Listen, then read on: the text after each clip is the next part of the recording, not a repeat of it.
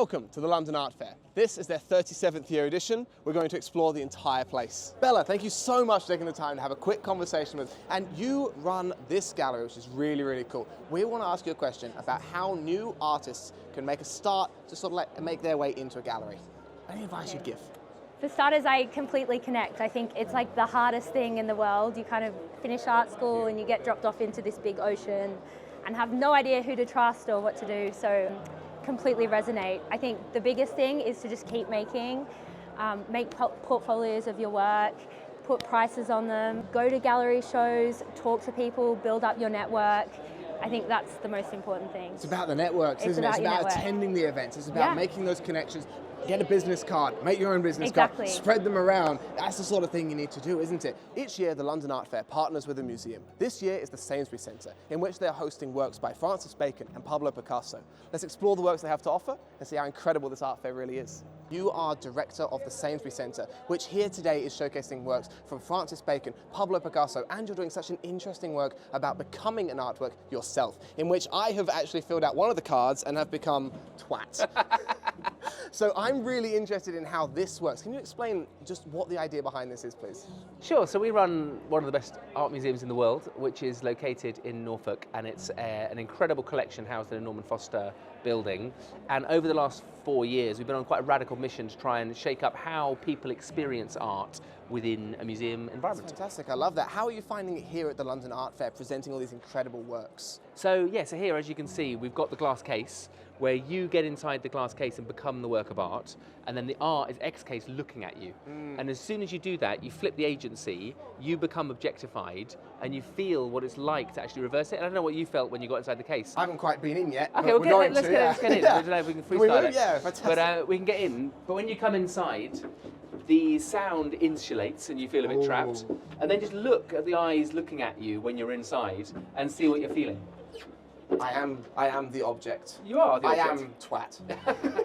And you get judged, right? You feel like you're being judged. You feel it, yeah, there's lots of eyes. There are, I love this concept, I love this idea. Yeah, so it flips the agency and you feel like the art's looking at you and judging you. And then like, what can you give back, right? What can you do with art to sort of develop that relationship a bit further? A good aspect of the fact that art is alive but doesn't speak is that it won't share your secrets. So we also ask people at Sainsbury Centre to find an artwork and tell it a secret that you would never tell another human being. I love that. Tell it a secret you would never tell another human being, because you can trust the artwork not to share the secret. Yeah. And then art can be a place where you explore your innermost thoughts and explore the biggest questions that you have in your life. And then art can be that place of inspiration or information or intrigue to help you actually go on that journey and explore those questions yourself. That's great, I love that. We've got to go to the Sainsbury Centre. That's fantastic. The London Art Fair presents 130 different galleries from around the world, from 18 different countries. It's an incredible medium and platform to experience and view art. This year, they're setting the precedent for what we can expect to see in the art world for the upcoming year. How are you going about in that sort of initiative way towards students attending the art fairs? So I think for the fair, we always want to make sure that the fair evolves to reflect what's happening in the market. And actually, what is it that is engaging and attracting the full breadth of collectors and visitors that come? So our attendees of the fair, cover, as the artwork does in itself, it covers everything from sort of more historical pieces from 20th century British art right through to very international emerging art. And in that, it means that we also attract and engage an audience that, can be sort of more senior, established, serious collectors that are buying for themselves as individuals or perhaps for an institution, and looking at artworks of more sort of serious stature and price points. But for us, we're keen to continue to sort of, keep that whole sort of life cycle and the ecology of the art world going by introducing new audiences and visitors to come. So accessibility and creating entry-level opportunities for audiences and art lovers is really key to us. So, for us, if people don't have yet a budget or the confidence or knowledge to start buying, we still want to invite them and engage them with the fair, because for us, building that confidence, building their knowledge is as important as looking after that serious collector that knows exactly what they want to buy. You both have that prestige level and that entry level, which is so accessible for so many people. Even as students, it's so incredibly welcoming to be welcomed into the art fair and to come and talk to people like you who run the entire thing, which is so incredible. This is the Encounters section. This is a beautiful concept by the London Art Fair, allowing more beginner and startup galleries a space in more prestigious environment to showcase and explore works and present them to people who might be really, really interested in a lower budget scale artwork and starting their collection. This is the place where not only artists, but galleries also get to experience and experiment in new ways of presenting artwork. Thus, it comes into this idea of how artwork is experienced by the viewer and it's activated when it's on view by the audience. It's such an incredible idea, such as these artworks here, presented in one of the most unique ways that we've seen here in the art fair. This is in the Encounters section. As well as that, we have down here a bunch of cardboard boxes. It's so incredible to see artwork like this presented as a startup gallery and as an artist. It's from Brazil, and I really like these artworks. As a gallery owner, what would you look for from an artist that you might want to sign on? For me, it's consistency. So I want to see that you're producing work that has like a consistent theme, or you have a language that's really yours, and that you're keeping to that constantly. You're not copying anyone else. Like, you're not getting swayed by things you're seeing in the market, but you're really staying true to who you are. That's such a fantastic answer. Yeah. A lot of the time it's follow the trend, find out what's working, stick with it, but you've got such a unique perspective on that. I really love that. Interactive art. This is a lingerie washing machine. The core conceptual idea of this is about fetishizing technology, such as with the lingerie washing machine and with a microwave. It's such an interesting idea to use proper materials that are used for lingerie to represent ideas of technology. I really like this.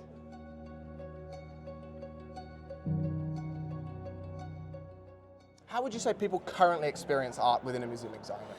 I think that the museum construct set up in the 18th century understood art as property, and the museum is this sort of ownership structure that owns the property on behalf of an audience. Absolutely. And then the public benefit from getting access to it. I think that's the sort of... That's such a great way of putting it. There's such a big debate around the British Museum and stuff hosting artworks like that. So what are you doing to change that narrative? Well, I'm very interested in changing that narrative, because I think that if you understand art as property, it denies the emotional power of what it can do in people's lives. It creates a sort of atmosphere that there's some sort of authority that tells you how you should experience this, and that rules out like half the country. Most people don't like going into museums. True. And also, it's difficult to justify owning other people's stuff. If that's the starting point of why you exist, it's not maybe the best one. So hence the idea of becoming an artwork yourself, feeling almost objectified with having artworks and eyes looking at you as you are the artwork. Yes, so the starting point of that is that we understand the collection as being alive.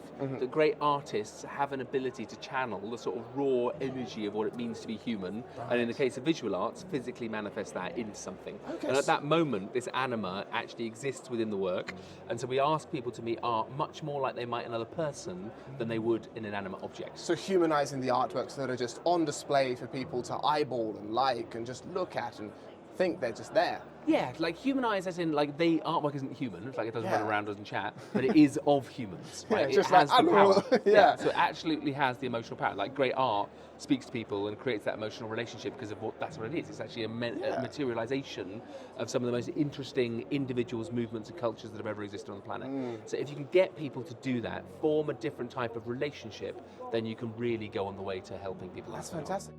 From Manchester to Lisbon, this is where the artworks from around the world and startup galleries get to share their works in such an incredible environment here in London at the art fair. Among the 130 galleries that you will find here and the thousands of artworks presented at the London Gallery, you will also find a personal favourite of the cameraman with a painting of a woman crying over spilled milk.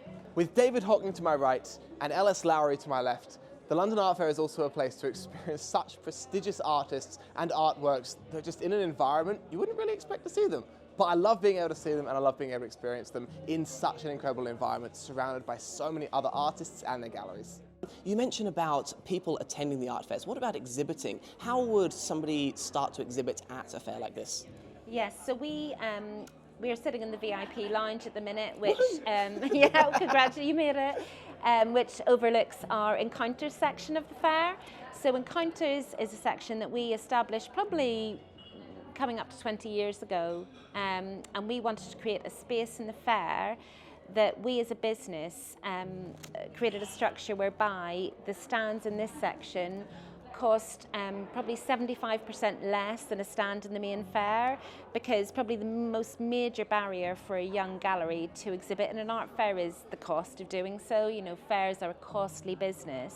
They're hugely expensive to stage, but it was really important for us to create a model whereby we could afford to subsidise a section of the fair where young galleries, both UK-based and international galleries, could come to London. You know, London is a really important global art capital, and so, you know, for an international gallery to come and engage with our audiences here, you know, we've created a model that means there's an affordable way for them to do that. So it also means that, you know, if you break down that barrier, then they also don't have to compromise or limit their ambitions in terms of, you know, maybe artwork which is less commercial. If you've got a gallery whose artists work in performance or installation art, which may be more difficult to sell, you know, there's probably a smaller collector base. The story of Alfred Wallace is one of a tragic tale. He died with £3 in his pocket. St Ives, back in the 1930s, was a rather impoverished area. The human drive to create is showcased so well here. This man would paint on cardboard and any medium he could find, from cardboard to paper to little pieces of shipwreck. This man died with £3 in his pocket and wasn't even allowed to be buried in St Ives Cemetery, purely because he couldn't afford it when he died. The human drive to create is one of a tale that can only be expressed by what is shown in paintings of this manner. This is something I love about art fairs. I get to be stood in the middle of between these two huge artworks. This one here, which is realism, and a woman being depicted. It's incredible to stand next to this. Right next to me on my left, I can be standing next to this beautiful artwork of Giant Red, and it's just such an incredible experience to stand between these two and experience the different contrasts while being also entitled to their scale that they have exhibited between each other. This is what the art fairs are for, to experience something like this in the same gallery, in the same room, and then just across we have so many other artworks to be experienced. It's the thing that I love. It's the thing that should be seen, especially in the London Art Fair. We have sculptures that are so beautifully exhibited just here, just you could almost touch them, but you don't want to. But next to pears, next to this, next to realistic artworks, this is what the art world is for. What more do you want? Yasmin, you've come to our aid to help us work out a small debate over these artworks, which Cassie and myself have got a small problem with. What is it exactly we're meant to be seeing, interpreting, understanding this artwork? Well, I'm happy to come to your aid. So Dero is, first of all, a fantastic Colombian artist. The idea sort of behind his works is he bases a lot of his subject matter on very sort of classical influences, very Baroque, very Renaissance, and then he takes the thread of colour and pulls it. And all this abstraction comes out, all this gorgeous colour, all this movement and emotion. And the idea is that it doesn't depict one particular thing. It's a very open narrative so that you can look at the work one day and see one thing, and then look at the work another day and see something else. So he sort of really leaves it for the viewer to have their own emotional input, their own imaginative input into it. Just wondering about the technique. So, yes. So he paints like a classical Renaissance type painting and then smears it? No. So he builds it. He builds the abstraction into the piece. Yes, as he goes. Okay. Yeah. Amazing. Okay, I understand it. I like that. Okay. No worries. Happy to help. Thank you Enjoy. very much. Thank Really you guys. appreciate it. Cheers. No worries. How do you find presenting the artworks here at the London Art Fair? We've loved it. It's been amazing. We've tried to present positive works like this one by Zach. So far, so good. Yeah, we saw the giant pink one and we were like, yes. It's exciting. It's fantastic. You just enter this space and you're surrounded by this colour, the works. They're incredible, absolutely incredible. What makes me so excited about coming to art fairs is the experience of seeing artwork. Like I said before, artwork is activated when it's seen by the viewer. I personally enjoy and love so much going to art fairs. As an art student myself, I get to talk to so many people. I get to make networks. I get to see artwork that I thought I would never be able to get within this close of seeing. I don't want to touch it, but it's so amazing to see and talk to the amazing people that are telling us how we can experience art for ourselves. Cassie, you seem to have a fantastic understanding of this work, which is called Bury the Living. You've explained it to me in such an incredible way. Now, explain it to the camera. So this cyanotype really reflects the amount of different techniques that you'll find in this art fair, and it is made through collecting the plant, collecting the fox that was found dead, then the process of taxidermy on the fox and scanning it in separate segments and then digitally combining it all together and waiting for the sun to do its job to create this amazing cyanotype. And it is just the most amazing process. I've never had anything like it. And then moving on to this one is it's the kind of before and after.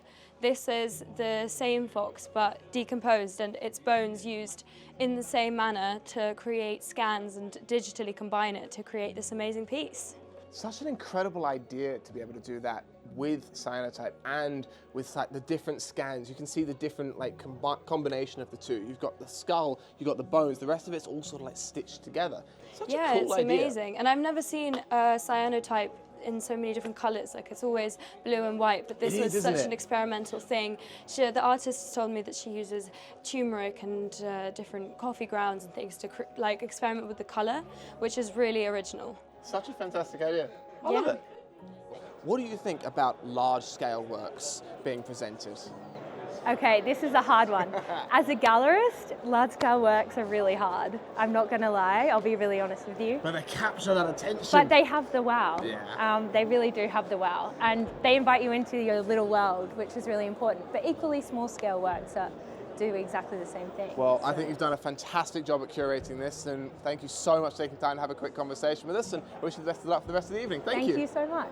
The art fair is one of the most impressive art fairs that I've ever experienced and truly, truly sets such an incredible precedent for what we can expect in the future of the art world. They are breaking down barriers that are set that really shouldn't have ever been set before. They're including more art students, more younger artists, really young galleries, and are creating such an incredible environment for people to present works and experience works in, such as for younger collectors, younger artists, and more people to experience what this world of art really should be. This is the place that artworks from any form of mediums are seen in the world, in the art scene. We've seen sculptures, paintings, ultra-realistic artworks. We've seen sculptures that are made out of pennies. We've seen the world of art exhibited here at the London Art Fair. This is where art comes to be seen. It's where it comes to be thrived. Artwork is activated when it's seen by the audience and the viewer. This is what the London Art Fair does best. Thank you so much to the London Art Fair for inviting us back for another year. It's always such an incredible highlight to come and not only view, but experience all the incredible artworks, galleries, and people here that present. Thank you so much, and we hope to see you again next year.